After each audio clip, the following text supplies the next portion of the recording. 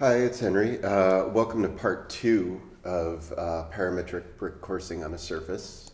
In part one, we took this surface here and we created these blocks here, and we established a height for the coursing, and we used that height to get a series of curves that we intersected with it by intersecting with this surface that are going to be the basis of how we're going to start to deploy these two bricks, which are the same brick in different orientations, along this surface. Now, in looking at the definition offline, I realized there are a couple problems that I didn't catch before.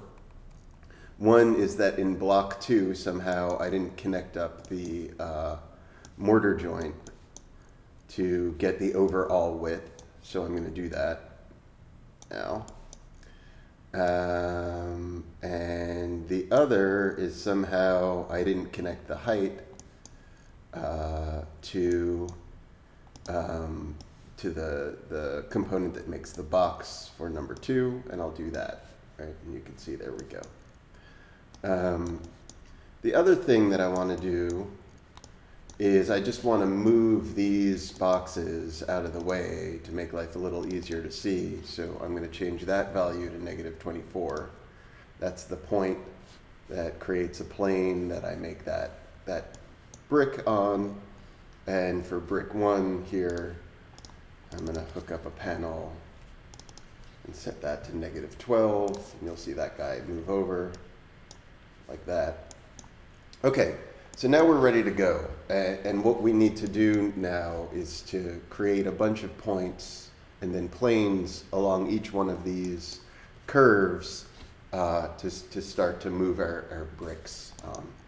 So over here we have the course curves, as I've called them, and you can see based on the dashed lines, or the hot dogs, that it's really set up as 46 individual lists of one curve, and that's important, actually. So the first thing, what we're going to do basically is we're going to get the start point of each curve, and I'll just do that by evaluating the curve at 0, and then we're going to move that over in X, and you'll see, just as a note, everything here is predicated on the fact that I've really set up this curve, this surface, to be sort of oriented in the XY plane. And if yours is oriented differently, then there are a number of things you could do. One would be all the places where I use an x-axis to set up your own custom vector. Another would be simply to sort of move your surface so that it's oriented to XY, and then move it back when you're done. But we could talk about that later. So what I'm going to do for each of these points here, right? So now I have kind of my start points. Let's call that start points. Turn the preview off there. I now want to basically set up a series of points that I can use to create a series of planes to intersect with those curves. And the trick is that I want to be able to use the overall width of the bricks, the brick plus mortar. That's the overall width, to help me do that. All right, so I'm going to grab these two, and so what I want to do actually is I want to use them to feed into an X vector to move over these start points, but I kind of want a repeating pattern, right? And what's great is under sets, there is, I think it's under sets. I just type repeat data. This allows you to set up a pattern and then repeat it over and over a number of times. So what I want to do is, I think what I want to do is I want to do 2 longs and then a short. So I'm going to copy this parameter so that I can do this. I can attach it once, I can hold shift, attach it twice, and then hold shift and attach width 2, right? And if you look, that gives me 884. And L is going to be the number of numbers that it spits out at the end. And that, we're just going to maybe take a guess at what we need and maybe hook that up with a slider. So let's call this parameter repeats. Let's set it, low. Right, so you can see now I get 11 numbers that basically go 884, 884, 884. And if I put those numbers into an X vector, and I use that to move my start points,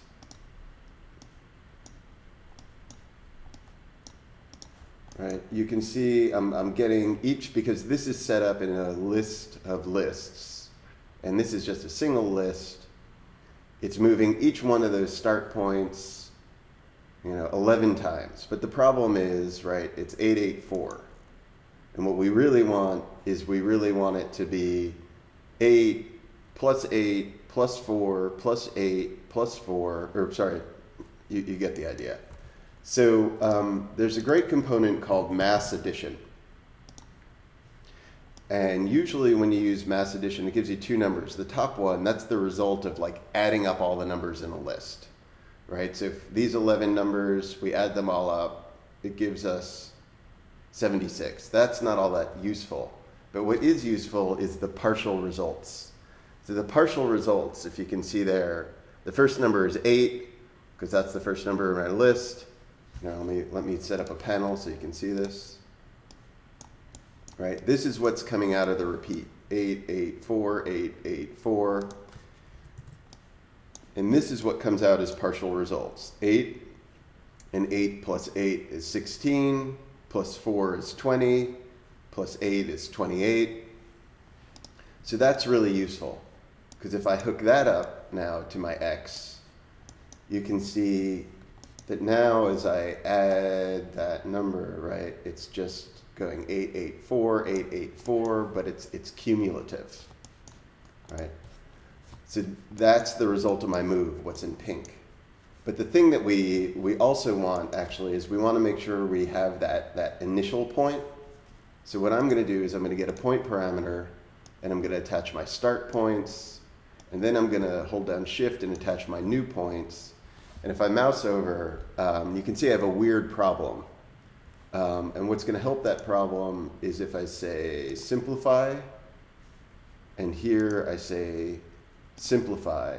And so you can see that the data structure, curly brace 0, curly brace 1, curly brace 2, and here it's curly brace 0, curly brace 1, curly brace 2 is the same.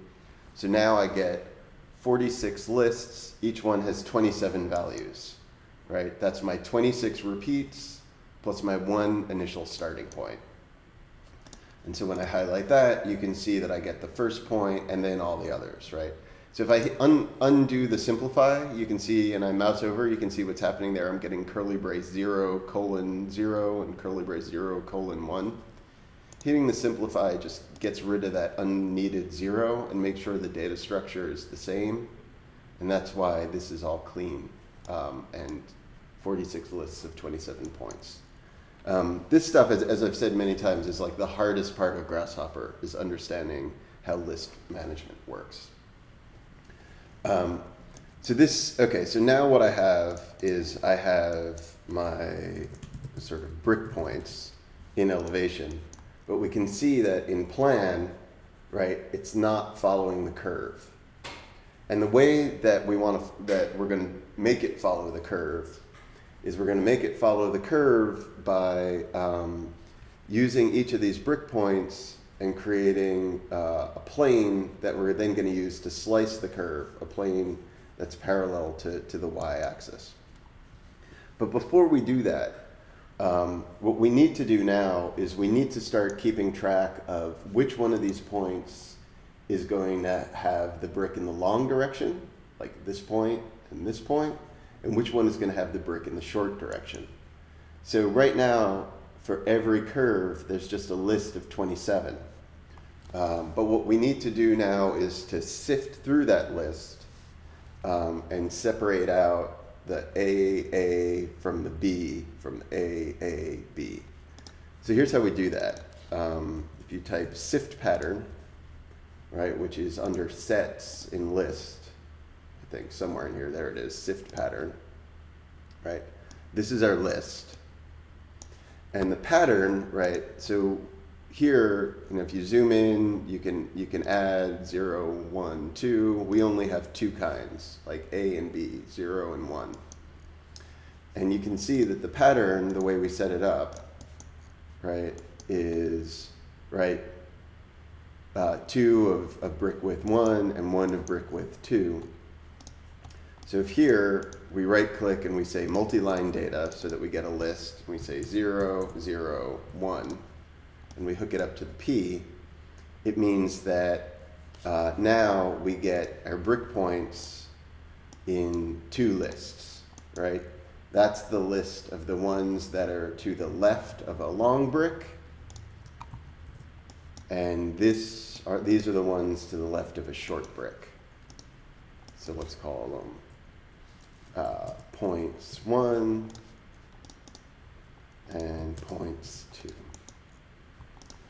Right. And for each of these, what we now want to do is we want a plane that is in YZ,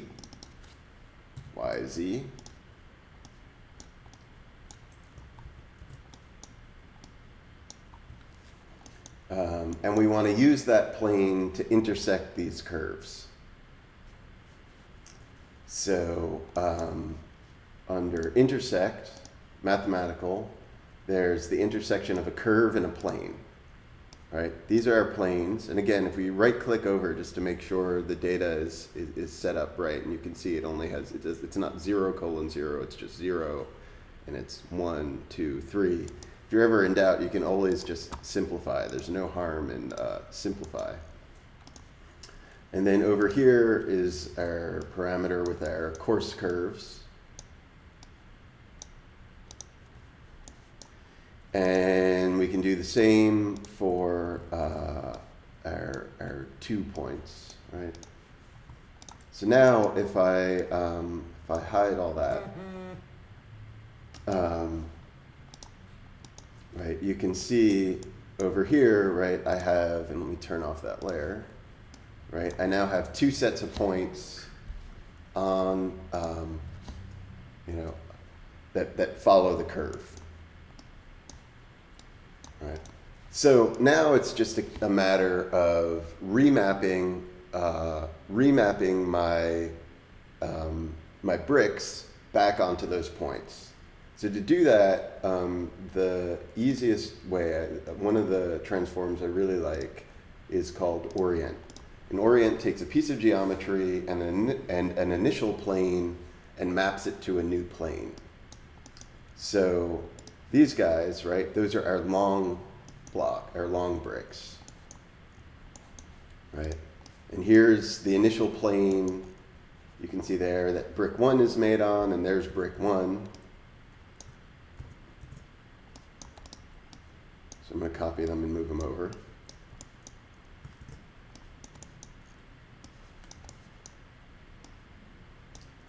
And now we just need to use these points to create a new plane, xy, and that is the plane that we're mapping to. And this is the plane that we're mapping from, and that's the geometry. There you go. Right, and so you can see now we've got our brick set up in, following the surface. Right, and now we just do the same for the other brick. Right, here we go. Here's brick 2 and plane 2. Right, see that over here.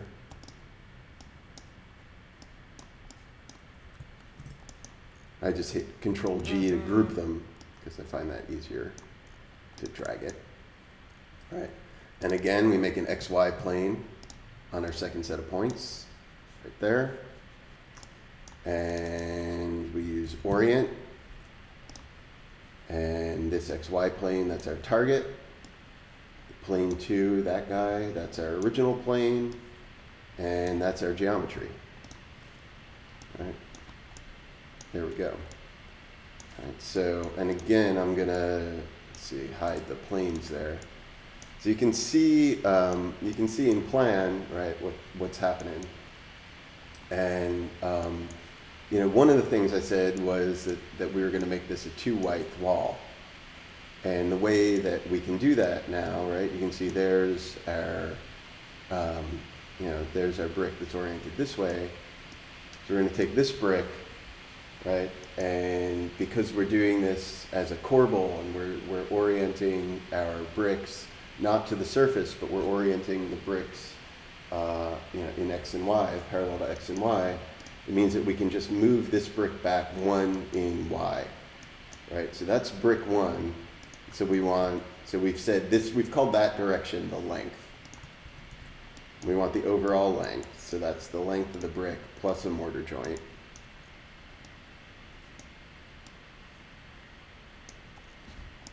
And we can send that to a Y axis and do a move.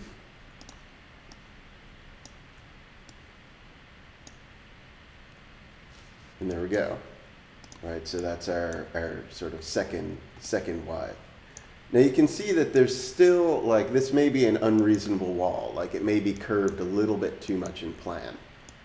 You know, and that's something that we can also talk about later, right? But before we do that, and let's set up some sort of parameters here, and I'll dump that to it, that, and turn this off.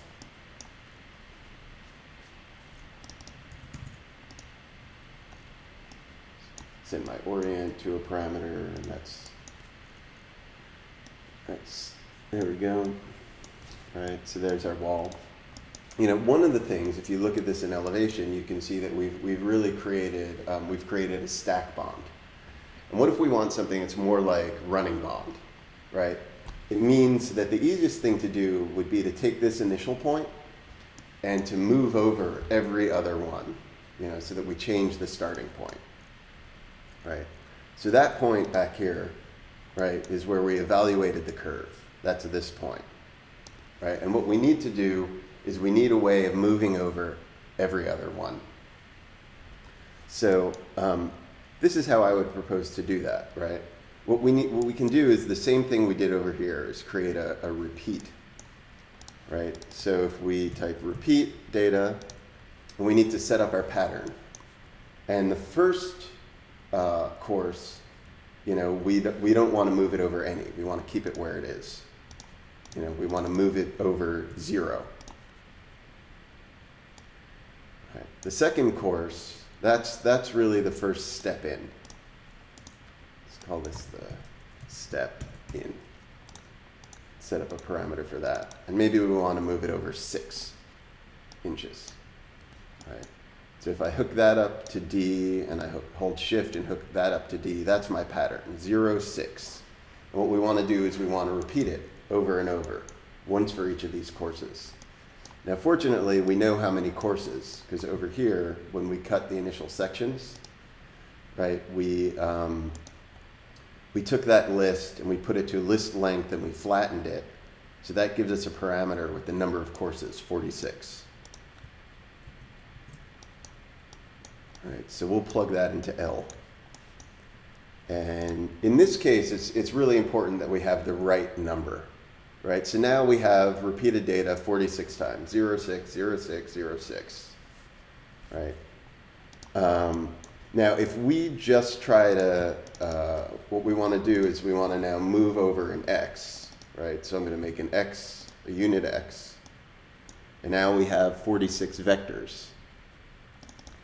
And we want to take this initial point right here, and we want to move it over an X.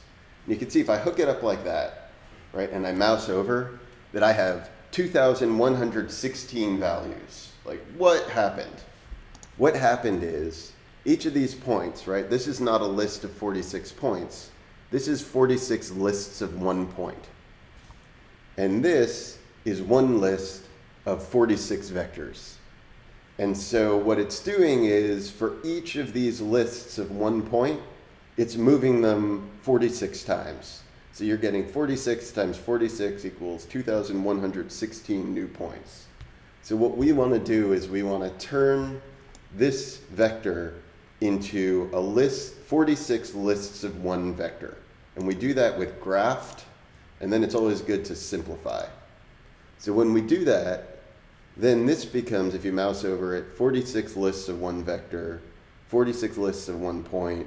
And if you mouse over here, right, we now have 46 lists of 1 point, and they're the moved points.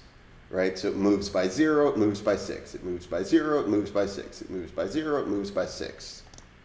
And so if we make that our new start point, now all of a sudden, you know, we have a different bond pattern, right? A bond pattern based on a new start point, right? And if we were to do something like, you know, change this number to 3, you know, you would see that it changes, right? If we did something really crazy, like make this multi-line data, so a list, and say 3 and then 6, right? Now our starting point is going 0, 3, 6, 0, 3, 6, 0, 3, 6. So you get a really kind of more complex coursing. Right? But the nice thing about repeat data is it's going to repeat always, so you get 46 values, right? So now if we go back and, you know, we look at our wall, you know, you can see we get this really interesting rough texture. Maybe what I'm going to do is just bake this.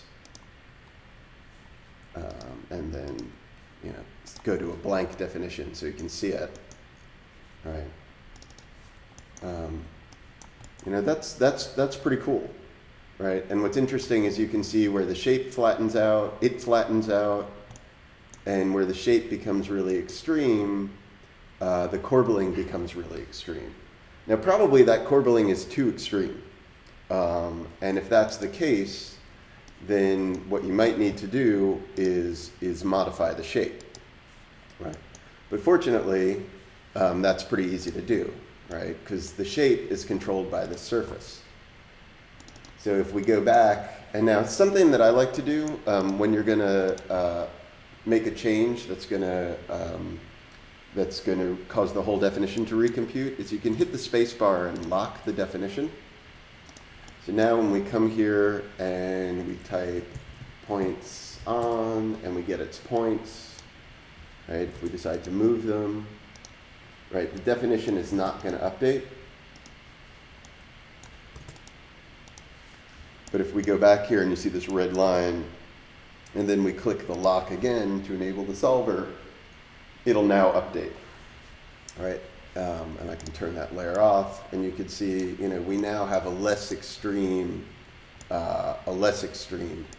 sort of corbelling to the wall.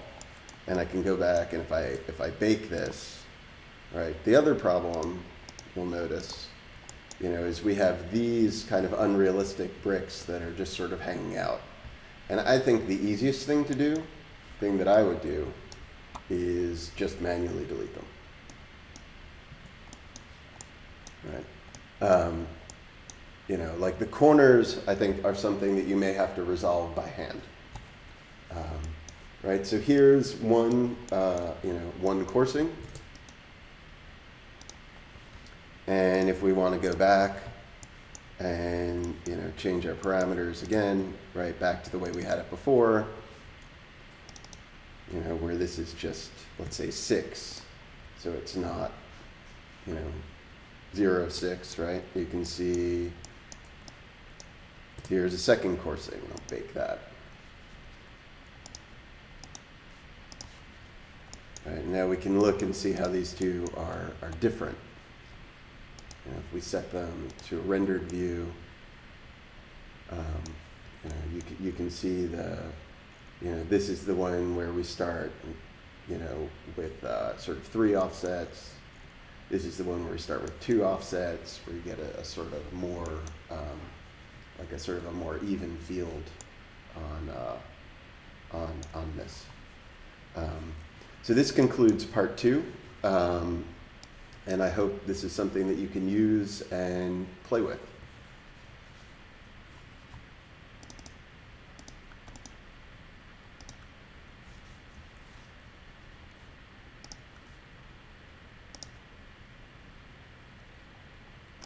As I try to stop the recording.